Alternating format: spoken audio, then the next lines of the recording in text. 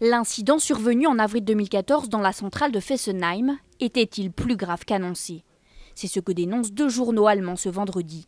Ce jour-là, des flaques d'eau sont découvertes dans la salle de contrôle du réacteur numéro 1, mais aussi dans des armoires électriques, ce qui entraîne un arrêt des systèmes de sécurité. Barbara Hendricks, ministre de l'Environnement, exprime alors son inquiétude. Pour nous, la centrale de Fessenheim est trop vieille et devrait être fermée le plus vite possible. Une demande déjà formulée à plusieurs reprises par le passé. Il y a exactement 1 an, le gouvernement français assurait à notre ministère que Fessenheim allait fermer. Depuis, on reçoit des informations contradictoires quant à la date de cette fermeture. Une fois, on nous dit que ça sera en 2017, une autre fois, le gouvernement français nous dit que ça se fera quand un autre réacteur sera construit. Mais pour l'autorité de sûreté nucléaire, aucune raison de fermer Fessenheim du point de vue de la sûreté nucléaire. La centrale en service depuis 1977 n'est cependant pas la seule à être décriée par les voisins européens.